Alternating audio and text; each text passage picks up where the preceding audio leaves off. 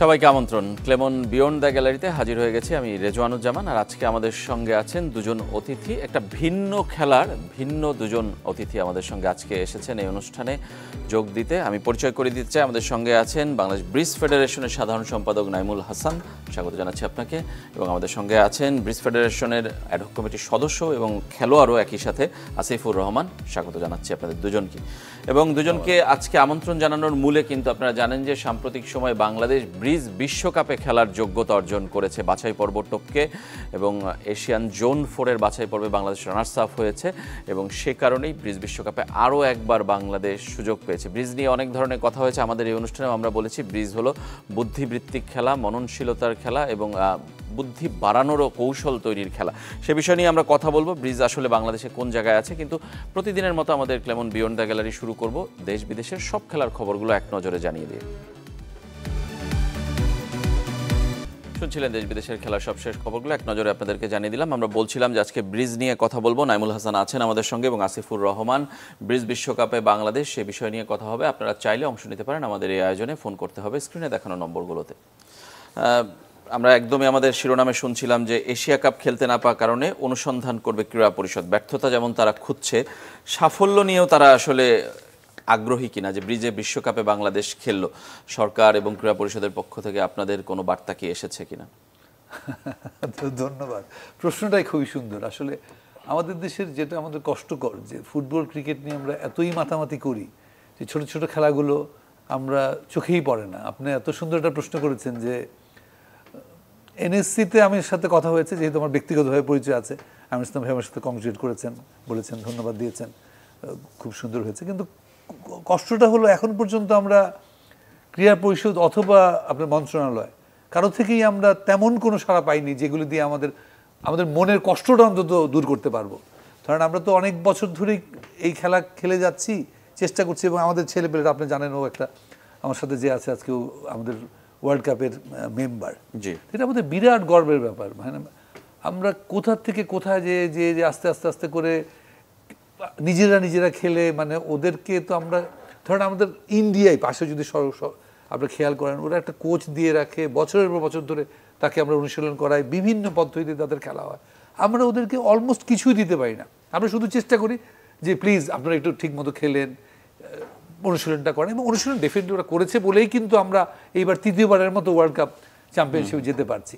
তা আমি মনে করি যদিও করেনি, কিন্তু এখনও অনেক সময় আছে। আমি মনে করি ক্রীড়া পরিষদ এবং মন্ত্রণালয় অবশ্যই আমাদেরকে এইবার অন্তত ওয়ার্ল্ড কাপ যাওয়ার জন্য দুটো টিম কোয়ালিফাই করছে এই প্রথম। মানে ওরা নর্মাল ওপেন টিম, একটা সিনিয়র টিম যারা 60 ঊর্ধ্ব, যারা দুটো টিম এই প্রথমবারের মতো বাংলাদেশ থেকে রিপ্রেজেন্ট করছে বাংলাদেশকে। সো আমি আশা করবো আমাদের মন্ত্রণালয়গুলো, আপনি যেটা প্রশ্ন করেছেন সেটার উত্তর আমি ওইভাবে বলতে চাই, অবশ্যই তারা আমাদের কাছে এগিয়ে আসবে এবং আমরা যেন ডেনমার্কে ওদেরকে নিয়ে একটা সাফল্যের কিছু যেতে পারি। আমি কিন্তু আগেও একটা অনুষ্ঠানে বলেছি যে আমাদের প্রথম ইয়েটা হচ্ছে আমরা কোয়ার্টার ফাইনালে যেন যেতে পারি, এবং কোয়ার্টার ফাইনালে যাওয়ার জন্য যেই পরিমাণ শ্রম আমাদের দেওয়া উচিত ওদের পিছনে, সেটা যেন আমরা করতে পারি। আসিফ ভাই, এটা আপনার 3 নম্বর বাংলাদেশের বিশ্বকাপ, আপনার কয় নম্বর? আমারও আমি তিনটাতেই ছিলেন আপনি। আচ্ছা, কোয়ালিফিকেশন আপনি ছিলেন এবং চূড়ান্ত পর্বেও নিশ্চয়ই খেলবেন, আমরা সেটা আশা করি। অন্য দুটোর পরে 6 বছরের গ্যাপ কেন? মাঝখানে একটা টুর্নামেন্ট অনলাইনে হয়েছে করোনার সময়। সেই টুর্নামেন্টটাতে যেহেতু আমরা আসলে যেই ফর্মেটটা অনলাইনে খেলা হয়েছে সেই ফর্মেটটার সাথে আমরা পরিচিত না, এই জন্য হয়তো আমাদের যে টিমটা কোয়ালিফাই করছিল ওরা ভালো করতে পারে নাই। আর লাস্ট 2 বছর আগে পাকিস্তানে যে টুর্নামেন্টটা হয়েছে, আনফর্চুনেটলি ইন্ডিয়া তো ধরেন প্রফেশনাল টিম, ইন্ডিয়ার সাথে আমাদের সেমিফাইনাল পড়ে যায়। তো সেমিফাইনালে যেহেতু ইন্ডিয়ার সাথে পরে আমরা 3 ম্যাচ ইন্ডিয়ার সাথে একদম নক টু নক ছিলাম, আমাদের সাথে 2-3 আইএমপি ডিফারেন্স ছিল। কিন্তু চতুর্থ ম্যাচ থেকে আসলে আমরা যেহেতু প্রফেশনাল না, আমাদের ওই স্টামিনা ছিল না, এত টাফ ম্যাচ খেলা আমাদের অভ্যাস ছিল না পাকিস্তানে। তো এই টুর্নামেন্টে আমরা হেরে যাই। কিন্তু আফটার দ্যাট ওর পরে আমরা আসলে রিয়ালাইজ করতে পারি যে শুধুমাত্র ব্রিজে আমাদের যে ইমপ্রুভমেন্ট হয়েছে সেটা যথেষ্ট না, আমাদের আরও অনেক কিছু নিয়ে কাজ করতে হবে। তার মধ্যে অন্যতম একটা হচ্ছে ফিটনেস। আচ্ছা, সো এই সময় ফিটনেসের জন্য, ম্যাচুরিটির জন্য আমরা আসলে ওই টুর্নামেন্টটাতে ভালো করতে পারিনি পাকিস্তানের সাথে। এইবারও তো ইন্ডিয়ার কাছে আমরা ফাইনালে হেরে গেলাম, তার মানে ইন্ডিয়ার সাথে আমাদের সেই দূরত্বটা রয়েই যাচ্ছে। যেটা ভাইয়া বললো যে অনেক ওরা প্রফেশনালি।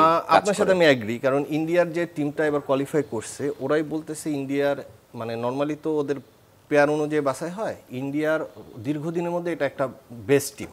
সো ওদের সাথে আমরা হেরেছি, বেসিক্যালি 4টা ম্যাচ হয়েছে, 4টা ম্যাচই হেরেছি, কিন্তু আমাদের ইন্ডিয়ার সাথে খেলার কথাই যদি বলি আমাদের অনেক ইমপ্রুভমেন্ট হয়েছে। India was very serious in final. আমাদের যেটা হয়েছে, আমরা ফাইনালে কোয়ালিফাই করার সাথে সাথে যেহেতু ওয়ার্ল্ড কাপে কোয়ালিফাই করে গেছি, আমরা যেহেতু প্রফেশনাল প্লেয়ার না, আমাদের ওই এনথুসিয়াজমটা শেষ হয়ে গেছে, আচ্ছা, এনার্জিটা আর আমরা ধরে রাখতে পারি নাই। সো এইখানে একটা ডিফারেন্স হয়ে গেছে। একটা ম্যাচ আমরা ব্যাডলি হেরেছি, আদার সব ম্যাচই খুব ক্লোজ ম্যাচ হয়েছে ইন্ডিয়ার সাথে। আচ্ছা। তো এইখানটাতে আমাদের আসলে ইমপ্রুভমেন্ট করার অনেক স্কোপ আছে। আমাদের একটু প্র্যাকটিস করতে হবে, আরও একটু অর্গানাইজড হতে হবে, ফিটনেস নিয়ে কাজ করতে হবে। আমরা সেগুলো নিয়ে একটু কথা বলবো। একটু আগে জানতে চাই, নাইমুল হাসান, আপনি দায়িত্ব নিয়েছেন, খুব বেশি দিন হয়নি। আমি বলতে চাচ্ছি যে ব্রিজ নিয়ে মানুষের যে ভ্রান্ত ধারণা ছিল এই 3বার ওয়ার্ল্ড কাপ কোয়ালিফাই করার পরে, সেটা কি চেঞ্জ হচ্ছে, কিছুটা হয়েছে?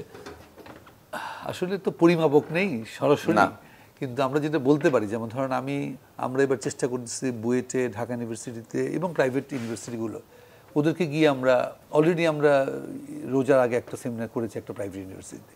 আসলে ওদেরকে বোঝানো দরকার। মানে আমি একটা উদাহরণ দিয়ে বলি যে আমি যখন প্রথম ব্রিজ খেলতে এসেছি 91-এ, এসে দেখি কি 2জন বুয়েট এশিয়ান গেছে খেলতে ইজিপ্টে। আমরা তখন আইবিএ থেকে মাত্র সবে ঢাকা ইউনিভার্সিটি থেকে বের হয়েছি, ব্রিজ খেলতে দেশের বাইরে যায়। মানে এই যে আমাদের যে গল্পগুলো, এই গল্পগুলো আমরা কেউ জানিই না। মানে ব্রিজ আমাদেরকে কোথায় নিয়ে যাচ্ছে, কিভাবে নিয়ে যাচ্ছে, কেন নিয়ে যাচ্ছে, সেগুলি আমরা জানি না। এই জিনিসগুলো জানানোর জন্য ডেফিনেটলি মানে ইয়াং জেনারেশন ছাড়া তো কোনো উপায় নেই। আপনাকে ইয়াং জেনারেশনকেই জানাতে হবে, ওরাই আমাদেরকে এগিয়ে নিয়ে যাবে। এই যে এই ছেলেমেয়েগুলো কোত্থেকে এসছে, এটা কিন্তু সব ঢাকা ইউনিভার্সিটি, বুয়েট, এদের থেকেই এসছে। এবং এরা শুধু আসে না, এরা নিজের জীবনেও ভালো করেছে এবং খেলাধুলাও ভালো করছে। আমাদেরকে ওদেরকে বোঝাতে হবে যে এটার সাথে অন্য কিছুর কোনো বিরোধ নেই। এই স্পোর্টসটা এমন সুন্দর যে সব জায়গা থেকে আপনি চলে যেতে পারেন, আপনার সব প্রফেশন রেখেই আপনি আস্তে আস্তে করে এটাকে উন্নতি করতে পারেন। সেই জন্য যেই ডেভেলপমেন্ট দরকার সেটা আমরা পারিনি এখনো। তবে আমরা এইবার যেহেতু ওরা 3য়বারের মতো কোয়ালিফাই করলো, আমরা একটা পুরো ক্যাম্পেইন নেওয়ার চেষ্টা করতেছি। এবং এই যে আপনারা অনুষ্ঠান করছেন, এটাও কিন্তু একটা ক্যাম্পেইনের অংশ। আসলে কি জিনিসটা কেউ জানেই না, সবাই মনে করে তাস মানে নাশ। সবচেয়ে বেশি বেটিং হয় এখন ফুটবল এন্ড ক্রিকেটে। ওয়ার্ল্ড যদি তোমরা খোঁজ দেন, আমি কিছুদিন দেশের বাইরেও ছিলাম, সবচেয়ে বেশি বেটিং হয়, মানে প্রতি বলে বলে বেটিং হয়। ক্রিকেটে তো প্রতি বল, যেই বলে কি 4 হয়, 6 হয় না 0 হবে, সেই অনুযায়ী বেটিং হচ্ছে। সেই অনুযায়ী কিন্তু আমাদের ব্রিজে তাস দিয়ে মানে জুয়া খেলতে পারে, দ্যাট ইজ দ্য পসিবিলিটি। কিন্তু এখন তাস দিয়ে কিন্তু জুয়া হয় না, জুয়া হয় অনেক কিছু দিয়ে। অতএব তাস দিয়ে যে আমরা একটা নিজের মননশীলতাকে বৃদ্ধি করতে পারি এবং এটা একটা স্পোর্টস, এটা দিয়ে আমরা অনেক দূর এগিয়ে যেতে পারি, সেই প্রচারণাটা আমি মনে করি মূলত আমাদের বিশ্ববিদ্যালয়কে, আমি আসলে নিজেও ভিসি প্রফেসরের সাথে দেখা করেছি, যেই পরিমাণ উৎসাহ থাকা উচিত সেই পরিমাণ উৎসাহ তো আমরা দেখতে পাচ্ছি না। আমাদেরকে স্যারকে বুঝাতে হচ্ছে। ইভেন দেখেন, আমি আইবিএতে ঢাকা ইউনিভার্সিটির মতো আমরা কিন্তু তখনই স্যারদের সাথে খেলেছি, আমরা কিন্তু বোঝাতে সক্ষম হয়েছিলাম যে আমরা যে স্পোর্টসটা খেলছি সেটা জুয়া নয়, এটা স্পোর্টস। এবং টিচাররা আমাদের সাথে খেলেছে। আমি উদাহরণটা দেই বারবার করে, বিকজ এটাতে বুঝবে মানুষ যে এটা যে স্পোর্টসের কোন লেভেলে গেলে টিচার স্টুডেন্ট সবাই মিলে আমরা একসাথে খেলতে পারি। সো এই প্রচারণে আপনাদের অনেক ভূমিকা আছে এবং আমাদেরও তো নিশ্চয়ই, আমরাও যারা সংগঠক তাদের থেকেও কিছু গাফিলতি তো অবশ্যই আছে। আসিফ ভাই আগে প্লেয়ার ছিলেন, এখন প্লেয়ারের সঙ্গে দায়িত্ব ফেডারেশনের সঙ্গে যোগ হয়েছেন, মানে দায়িত্ব বেড়েছে কিংবা ভিতরে ঢোকার পরে আসলে বাইরে এবং ভেতরের পার্থক্যটা কি বুঝতে পারছেন? পার্থক্য, রাজীব ভাই থ্যাংক ইউ। আমি ফেডারেশনে যখন ঢুকি তখন আমার মনে হচ্ছিল যে আসলে আমি কিছু করতে পারবো কিনা। ফার্স্ট অফ অল আমি কর্মক্ষেত্রে ব্যস্ত এবং ব্রিজে আমি যথেষ্ট সময় দেওয়ার চেষ্টা করি। তো এরপরে ফেডারেশনে ঢুকে কাজ করার স্কোপটা কোথায়, তো আমাদের যারা ব্রিজ প্লেয়িং মেম্বার্স আছি, যারা রেগুলার ব্রিজ খেলি, তারা আসলে কোথায় কাজ করতে পারে, নতুন ব্রিজ খেলাটার প্রচার প্রসারে আমরা বেসিক্যালি কাজ করতে পারি এবং সেটা আমরা কোনো রকম আর্থিক অনুদান ছাড়াই করতে আগ্রহী। দরকার হলে আমরা নিজেরা খরচ করেও করতে আগ্রহী, কোনো সমস্যা নাই। কিন্তু এটার জন্য আসলে যেই ধরনের অ্যাওয়ারনেস ক্রিয়েট করতে হবে, সেই অ্যাওয়ারনেস ক্রিয়েট করার দায়িত্ব আমাদের আসলে ফেডারেশনের উপরই বর্তায়। আমরা আসলে আমাদের ফেডারেশনকে যারা নিয়োগ দিয়েছে মন্ত্রণালয়ের মাধ্যমে এই জিনিসটা করতে হবে। এটা আসলে শুধু ফেডারেশনের পক্ষে করা সম্ভব না, কারণ এটা অত জনপ্রিয় একটা খেলা না, মানুষের সম্বন্ধে জানে না। তো এই কাজগুলো করার জন্য আসলে তবু ভাই আমাদের প্রেসিডেন্ট সাহেব রিলেন্টলেসলি চেষ্টা করে যাচ্ছে তো আমরা যেহেতু কন্টিনিউয়াস খেলার মধ্যে আছি, আমার মনে হচ্ছে 2020-এর এশিয়া কাপ থেকে এশিয়ান গেমসের পরে ওয়ার্ল্ড কাপ কোয়ালিফাই পর্যন্ত আমরা আসলে কন্টিনিউয়াস খেলার মধ্যে আছি। আমি মানে ব্রিদিং স্পেসই আমাদের নাই যে আমরা যে সময় দিব, তো এটা আমাদের রেডি করে দিলে what we can give lecture. আমরা মানুষকে দ্রুত শেখাতে পারি, খেলাটার প্রতি আগ্রহী করে তুলতে পারি। তো এই কাজগুলো আমরা করতে পারি এবং আমি উইলিং টু ডু দ্যাট। সেটা আমি ব্রিজ ফেডারেশনে থাকি বা না থাকি, সেটা আসলে অনেকটাই ডিপেন্ড করছে গভর্নমেন্টের ফোকাসের উপর টুয়ার্ডস দ্য এশিয়ান গেমসের কথা বললেন, লাস্ট এশিয়ান গেমসেও আপনি গিয়েছিলেন, খেলেছেন। নেক্সট এশিয়ান গেমসেও কি ব্রিজ থাকছে এবং বাংলাদেশ খেলছে? বাংলাদেশ খেলছে কিনা এটা তো আসলে আমাদের হাতে না, এটা হচ্ছে আপনার অলিম্পিক অ্যাসোসিয়েশনের হাতে। তো আমি আপনাকে তুললেন কথাটার জন্য বলছি, ধরেন লাস্ট এশিয়ান গেমসে আমাদের পজিশন ছিল 9th-এর সাথে যারা মেডেল পেয়েছে তার ডিফারেন্স ছিল আই রিমেম্বার 24 ভিপিস। তো একটা খেলায় 20 আইএমপি পাওয়া সম্ভব, 20 ভিপি পাওয়া সম্ভব, সেই মাত্র 1.5 ম্যাচের ডিফারেন্সও না। তো আমরা যেটা করছি, আমরা প্রথম দিকে অনেক ভালো ব্রিজ খেলতেছিলাম, একই আমাদের স্ট্যামিনা শেষ হয়ে গেছে, আমাদের 3টা পার্টনারশিপও যাইতে পারি না। গতবার যেটা হয়েছে আমাদের 4 জনের 5 জনের টিম খেলতে হয়েছে পুরো টুর্নামেন্ট, এটা আসলে অবিশ্বাস্য একটা ব্যাপার। এত মেন্টাল প্রেসার পড়ে যায়, অবিশ্বাস্য, এত ইন্টেন্সিভ একটা টুর্নামেন্ট যেখানে সবাই কোচ আছে, ম্যানেজার আছে, সব ধরনের ফ্যাসিলিটিস, আর আমাদের নিজেদেরই সব করি, ইভেন লাইন আপটাও আমাদের দিতে হচ্ছে। তো এই ধরনের অ্যাপ্রোচ নিয়ে আসলে আপনি ইউ ক্যান এক্সপেক্ট যে ব্রিজ আরও ভালো করবে। কিন্তু যেটা হয়েছে যে আমাদের টিম মেম্বারদের ধন্যবাদ, ওনারা সহ আমাদের খেলাটার প্রতি অসম্ভব ভালো লাগা আছে।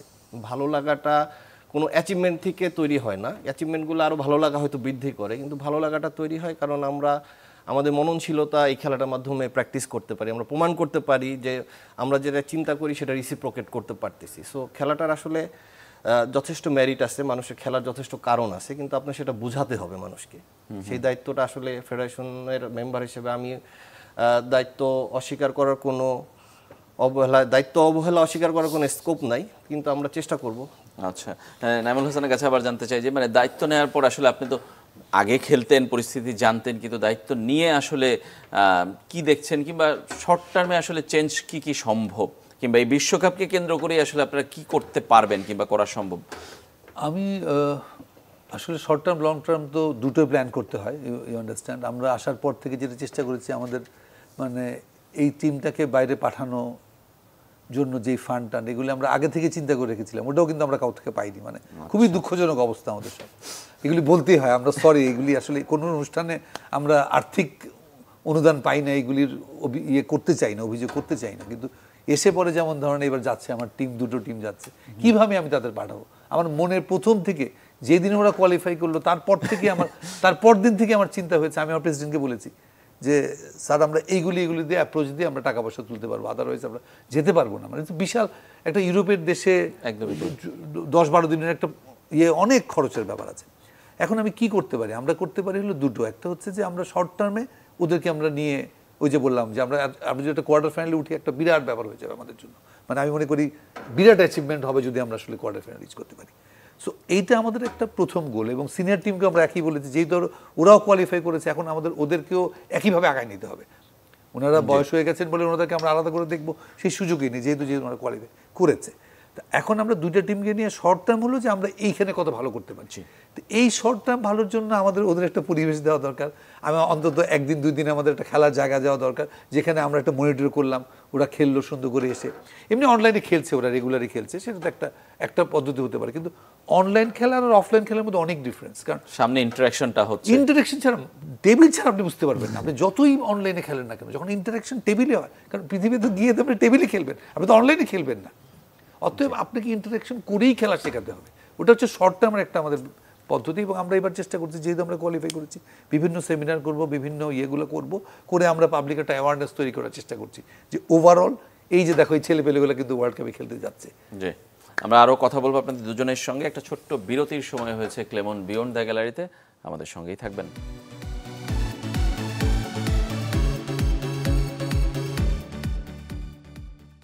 আমরা কথা বলছি ব্রিজ বিশ্বকাপে বাংলাদেশের অন্যতম খেলা একটি ব্রিজ, হয়তোবা খুব বেশি জনপ্রিয় নয়, কিন্তু ব্রিজ বিশ্বকাপে তৃতীয়বারের মতো বাংলাদেশ সুযোগ পেয়েছে বাছাই পর্ব টপকে। আগস্টে ডেনমার্কে হবে এই বিশ্বকাপ। সেই বিশ্বকাপে বাংলাদেশ কেমন করতে পারে, কি খেলাটির সম্ভাবনা সব নিয়ে কথা বলার জন্য আমাদের সঙ্গে স্টুডিওতে আছেন ব্রিজ ফেডারেশনের সাধারণ সম্পাদক নাইমুল হাসান এবং আছেন খেলোয়াড় এবং ব্রিজ ফেডারেশনের কমিটির সদস্য আসিফুর রহমান। আমরা বিরতির আগে শর্ট টার্ম প্ল্যানটা শুনছিলাম। আপনাদের এই দলের সবাই প্রফেশনাল, মানে খেলার বাইরে একটা অন্য প্রফেশন নিয়ে ব্যস্ত। প্রফেশনাল খেলা নয় যেহেতু, এটা আপনি নিজেও স্বীকার করেছেন, এবং বারবারই আমরা এই স্ট্যামিনা কিংবা এনথুজিয়াজমের কাছে হেরে যাচ্ছি শেষ পর্যায়ে, যে মানে সেটা আসলে কাটিয়ে ওঠার উপায় কি? আপনার কি মনে হয় যে এই আগস্টের ওয়ার্ল্ড কাপে আমরা আসলে কি করতে পারি তার আগে এই 3 মাসে? রাজীব ভাই, আসলে এইখানে আমরা অনেক ইমপ্রুভ করছি। বিশেষ করে আমাদের টিমটা, আমাদের সেকেন্ড টিম, থার্ড টিম, আমরা কন্টিনিউয়াস ইমপ্রুভমেন্টের মধ্যে আসি। কিন্তু যারা প্রফেশনাল ওনারা সারাদিন 8 ঘন্টা প্র্যাকটিস করে। যে 8 ঘন্টা আমরা অফিস করি তখন তারা প্র্যাকটিস করতেছে। এখনও যারা ওয়ার্ল্ড কাপ খেলবে, ধরেন 24টার মধ্যে অন্তত 20টা টিম একদম প্রফেশনাল টিম। তো ওনারা হয়তো এখন আমি কথা বলতেছি, ওনারা এখনও প্র্যাকটিস করতেছে। তো এই গ্যাপ তো আসলে একদিনে হবে না। আমরা আমাদের মানে পার্ট বাই পার্ট আমরা ইমপ্রুভ করতেছি। এটার জন্য আসলে আমাদের টিমে আমি থ্যাঙ্কস টু মাই টিমমেটস, আমার পার্টনার এবং আমাদের জিয়া ভাই, ওনারা মিলে অনেক কিছু চিন্তা ভাবনা করে ইন্টারন্যাশনাল ব্রিজ কোন দিকে আগাচ্ছে, কীভাবে আগাচ্ছে, সব কিছু আমাদের আপডেট করে আমরা এভাবে প্র্যাকটিস করি। নট অনলি দ্যাট, এটার সাথে ফুড হ্যাবিট, আপনার স্লিপিং টাইম, অনেক কিছুই জড়িত। আসলে একটা টুর্নামেন্ট যখন চলে, ধরেন আমরা যখন ডেনমার্ক যাব, আমাদের দেশে যদি আমরা যেতেও পারি, দেখা যাবে আগের দিন উপস্থিত হবে একটা ডিফারেন্ট টাইম জোনে।